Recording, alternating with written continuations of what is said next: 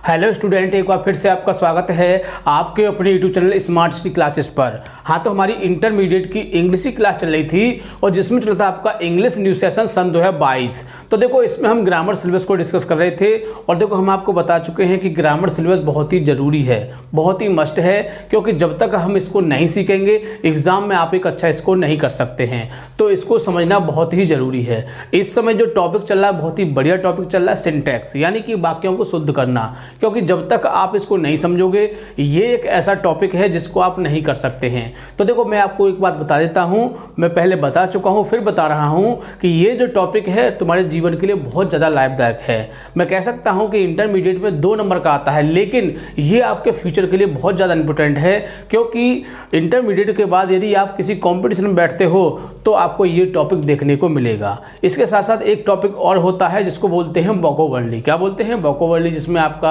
Synonyms, एंटोनियम्स है, homophones है, idioms है, वर्णमाला है, ये सब टॉपिक उसमें आते हैं। तो वो भी टॉपिक आपको उसमें देखने को मिलेंगे। तो ये 2 टॉपिक बहुत ही इंपॉर्टेंट हैं जिनको समझना बहुत ही ज़रूरी है, क्योंकि ये आपके फ्यूचर में काम आते हैं। ठीक है, तो इस समय जो टॉपिक है बढ़िया टॉपिक है, बहुत ही अच्छा टॉपिक है, यानी कि सिंटैक्स। तो हम कह सकते हैं कि इसमें क्या होता है, कुछ गलतियां होती हैं उसको सही करना होता है। और इस समय जो टॉपिक चल रहा है बहुत ही बढ़िया चल रहा है, सिंटैक्स ऑफ वर्ब, यानी कि एक पार्ट हम आपको इसका प्रोवाइड कर चुके हैं और आज की वीडियो में इसका हम दूसरा पार्ट आपको प्रोवाइड कर रहे हैं।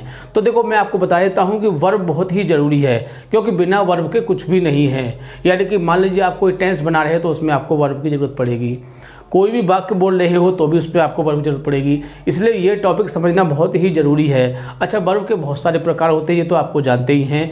यानी कि अगर हम पार्ट्स ऑफ स्पीच के हिसाब से चलते हैं तो उसके कई नाम हो जाते हैं, लेकिन हमको यहाँ पर ये देखना है, इस समय हमको ये देखना है कि वर्ब को हमें सही करना है। और सही के लिए हमको क्या है, उसके कुछ रूल्स याद होने चाहिए, उसके नियम याद होने चाहिए, जिससे कि हम उसको सही कर सकें। ठीक है, तो वीडियो को पूरा देखना है, बिल्कुल भी स्किप नहीं करना है। ठीक है, तो ज़्यादा समय ना वेस्ट करते हुए चलते हैं अपने टॉपिक की ओर।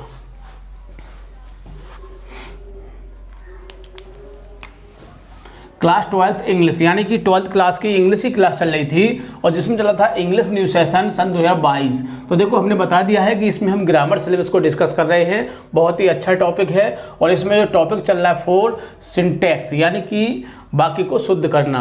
तो सिंटैक्स का मतलब क्या होता है, वाक्य को शुद्ध करना, यानी वाक्य में कुछ गलतियां दी होती हैं और उन गलतियों को सही करना सिंटैक्स कहलाता है। तो देखो, हमने इसको नोट में लिखा हुआ है, वाक्य में कुछ गलतियां दी होती हैं, उन गलतियों को सही करना सिंटैक्स कहलाता है। तो मैं इस लाइन को बार बार क्यों पढ़ता हूं, ताकि आपके दिमाग में बैठ जाए कि सिंटैक्स का मतलब क्या होता है। ठीक है, तो इस समय जो टॉपिक चल रहा है वो छठा टॉपिक चल रहा है आपका सिंटैक्स ऑफ वर्ब, और इसका हम आज दूसरा पार्ट प्रोवाइड करेंगे। कौन सा? दूसरा पार्ट, क्योंकि पहला पार्ट हम आपको इसको पिछली वीडियो प्रोवाइड कर चुके हैं। तो इसके भी देखो, यहाँ पर हमने 6 रूलों को डिस्कस करेंगे इस पार्ट में अभी, और इस तरह से आपका ये टॉपिक है सिंटैक्स ऑफ वर्ब, ये समाप्त हो जाएगा। और इसके बाद फिर हम अगली वीडियो में इसकी एक्सरसाइज को डिस्कस करेंगे, क्योंकि इसके 2 टॉपिक कंप्लीट हो जाएंगे, यानी कि syntax of article and syntax of verb. तो जब 2 टॉपिक हो जाएंगे तो फिर उसकी हम एक्सरसाइज कराते हैं, ताकि टॉपिक अच्छी तरह से आपकी समझ में आ सके। तो देख लेते हैं कौन कौन से रूल हैं। इसके रूल नंबर फर्स्ट को देखते हैं और कह सकते हैं कि जब 2 या 2 से अधिक कर्ता मतलब सब्जेक्ट, यानी जब 2 या 2 से अधिक सब्जेक्ट एंड से जुड़े हों तो क्रिया, यानी कि एच भी हो सकती है, एम भी हो सकती है, किसकी आती है? बहुवचन की आती है। तो आप समझ गए होंगे, यानी कि जब एंड से 2 से अधिक, 3 हो, 4 हो, 5 हो सब्जेक्ट जुड़े हों तो जो हमारी वर्ब आएगी, चाहे एच बी हो सकती है, एम बी हो सकती है। एच बी कैसे? यानी कि एच बी जो होगी वो बहुवचन की आएगी आपकी। एम बी यानी कि मान लीजिए गो है तो उसमें हम गो को गो लिख देंगे, और यही बहुवचन होता है। और एक वचन में क्या होगा, उसमें एस लगा देते हैं। तो जो आपकी एम बी हो सकती है, एच बी हो सकती है, किसकी आएगी? बहुवचन की आएगी। तो रूल को बहुत ही बढ़िया तरह से याद रखना है, काफ़ी बार इसके वाक्य आ चुके हैं और हो सकता है कि सन 2022 में इसका वाक्य आपको देखने को मिले। इसे बहुत ही बढ़िया तरह से इसको आपको समझना है।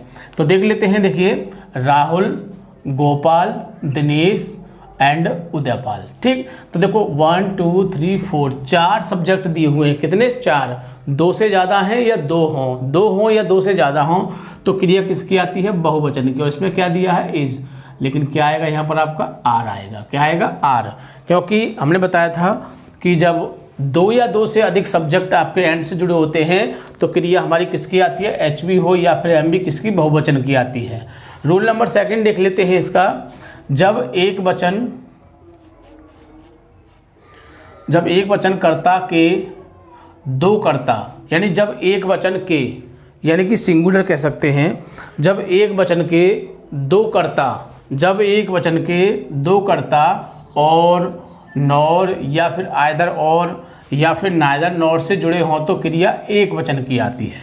तो ये भी आपको याद रखना है कि जब आइदर और या फिर नाइदर नॉर या फिर और या फिर नॉर, इसके जो दो एक वचन के कर्ता इन शब्दों से जुड़े हों तो क्रिया हमारी किसकी आती है, एक वचन की आती है। हमको अच्छी तरह से इसको याद रखना है।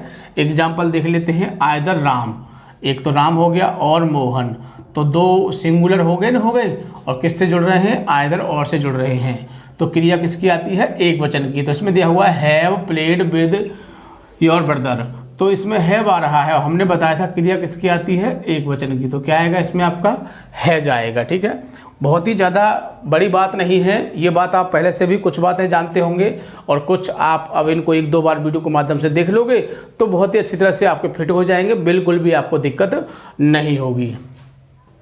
आगे देखते हैं। जब वाक्य में आइदर ऑफ क्या हो, either of, neither of, each of, every of, many a, यानी कि either of, neither of, each of, every of या फिर मैनी ए दिया हो तो क्रिया किसकी आती है, एक वचन की आती है। तो याद रखना है, चाहे तो आइदर ऑफ आ जाए या फिर नाइदर ऑफ या फिर ईच या एवरी ऑफ या फिर मैनी ए दिया हो तो क्रिया किसकी आती है, एक वचन की आती है। तो एग्जाम्पल देख लेते हैं। मैनी ए बॉय, तो मैनी ए आ गया तो एक क्रिया किसकी आएगी, एक वचन की आएगी, और एक वचन में क्या आता है आपका, is able to do it. Next rule number 4 देखते हैं।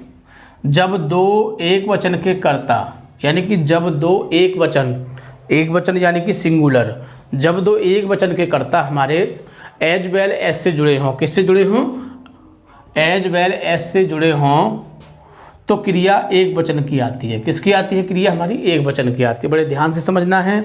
और इस रूल में अक्सर गलती हो जाती है, न चाहते हुए भी गलती हो जाती है। वो कैसे, मैं आपको बता देता हूं कि मैंने अभी आपको बताया कि जब दो एक वचन के कर्ता किससे जुड़े हों, एज वेल एस से जुड़े हों तो क्रिया किसकी आती है, एक वचन की आती है। यदि प्रोनाउन हो तो क्रिया पहले कर्ता के अनुसार आती है, और यदि प्रोनाउन आ जाए तो क्रिया पहले कर्ता के अनुसार आती है। तो इसमें 2 रूल बन गए हैं आपके, जैसे कि जब एक वचन के होंगे तो एक वचन की आ जाएगी, सिंपल सी बात है। और जब प्रोनाउन आ जाएं, और प्रोनाउन कौन से होते हैं हम आपको बार बार बताते हैं, एक बार फिर बता देते हैं, यानी कि I, we, my, we, us, our, you, your, he, him, his, ये सब क्या है, प्रोनाउन है। बट इसमें सब्जेक्ट का ही यूज़ करेंगे, जैसे कि I, we, you, he, she, they, it, इनका प्रयोग करेंगे। ठीक है, तो मैंने आपको बताया कि यदि प्रोनाउन हो तो क्रिया किसके अनुसार आती है, पहले कर्ता के अनुसार आती है। किसके अनुसार, पहले वाले कर्ता के अनुसार आती है। तो दोनों को एग्जाम्पल देख लेते हैं। The teacher as well as the principal, तो देखो टीचर भी एक है, प्रिंसिपल भी एक है। आर रेस्पॉन्सिबल, और हमने बताया था क्रिया किसकी आती है, एक वचन की, तो क्या आएगा यहाँ पर आपका, इज आ जाएगा। ठीक है, बात समझ गए होंगे, ज़्यादा कुछ नहीं है, रूल को पढ़ना है, एग्जाम्पल को पढ़ना है जिससे कि समझ में आ सके।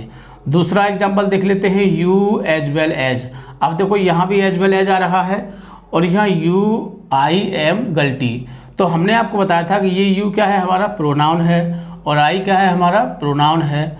मैंने यही बताया था आपको कि जब प्रोनाउन आ जाते हैं कि यहाँ पर एज वेल एज, तो पहले कर्ता के अनुसार एच बी आती है, और एच बी इसमें क्या दिया, आई के हिसाब से एम, आप समझोगे बिल्कुल सही है ये तो, लेकिन जो एच बी आती है वो पहले कर्ता के अनुसार आती है, और पहले कर्ता के अनुसार लगाएंगे तो यहाँ एम नहीं आएगा, यू के हिसाब से क्या आ जाएगा, आर आ जाएगा। ठीक है, बात समझ गए होंगे आप। यानी कि जब एज वेल एज से दो कर्ता जुड़े हैं तो क्रिया हमारी किसके अनुसार आती है, एच बी जो है पहले कर्ता के अनुसार आती है। बहुत इस तरह से कर सकते हैं, 2-3 बार रूल को पढ़ लेना, मैं गारंटी देता हूँ आपको याद हो जाएगा। आगे देखो 5वां रूल देख लेते हैं। जब गिनती या मात्रा बताने वाले शब्द आएँ, या तो गिनती बताएं या फिर मात्रा यानी कि 2 किलो, 4 किलो, 6 किलो, उसकी मात्रा को बताएं, वजन को बताएं, तो उस कंडीशन में क्या होता है कि जो हमारी वर्ब आती है, आए तो क्रिया एक वचन की आती है। तो वर्ब किसकी आती है? एक वचन की आती है। बहुत ही बढ़िया तरह से याद रखना है। तो 100 पैसे आर आ गया, कुछ नहीं देखना है, हमें एक वचन की लगा देनी है, चाहे कुछ भी हो। हमको 100 दिखाई दे रहा है। रूल नंबर 6 को देखते हैं। जब रिलेटिव प्रोनाउन दिए हों तो, रिलेटिव प्रोनाउन हमने आपको बताए थे हु, हुम, हुज, दैट, विच, 5 ही होते हैं। जब भी इसकी बात आती है हम इसको बता देते हैं, क्योंकि जब आप किसी चीज़ को बार बार सुनोगे तो आपको बहुत ही बढ़िया तरह से याद हो जाएगा, बिल्कुल भी आपको दिक्कत नहीं होगी। ठीक है, तो हमने बताया था कि रिलेटिव प्रोनाउन के 5 होते हैं। हु, हुम, हुज, दैट, विच। हु, हुम, हुज व्यक्तियों के लिए, दैट छोटी वस्तुओं के लिए, और विच बड़ी वस्तुओं के लिए या फिर बड़े स्थानों के लिए कह सकते हैं। तो रिलेटिव प्रोनाउन के आगे वाले शब्द के अनुसार आती है। जो हमारी वर्ब आती है, एच बी हो या एम बी हो, वो किसके अनुसार आती है? हु के आगे वाले। तो हु के आगे क्या दिया है? आई, और यहाँ पर क्या दिया? आर, और आई के हिसाब से क्या आएगा आपका? एम, आर नहीं आएगा। ठीक है, समझ गए होंगे। मैं कहूँ कि यहाँ पर आपका ही होता तो क्या हो जाता? यहाँ पर आपका इज आ जाता। ठीक, बहुत ही आसानी से समझ गए होंगे।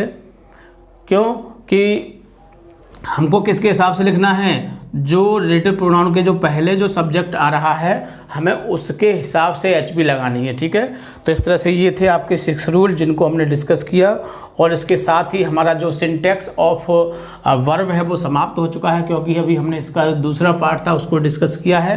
पहला पार्ट हम आपको पिछली वीडियो में प्रोवाइड कर चुके हैं। अब अगली वीडियो में मिलेंगे आपसे इसकी एक्सरसाइज के साथ, क्योंकि हमने आपको बताया था कि जब 2 टॉपिक समाप्त हो जाते हैं तो हम एक एक्सरसाइज को डिस्कस करते हैं, यानी कि जो आपने रूल पढ़े उसमें से आपको कितने रूल याद हैं। कितने रूल याद है, इस मतलब कि हम उसमें जो वाक्य देंगे वो उन दोनों से संबंधित देंगे, तो आपको उनको देखना है। और आपको यहाँ पर कोई भी रूल, कोई भी नियम दिखाई नहीं देगा, सिर्फ आपको यहाँ पर कुछ वाक्य दिखाई देंगे।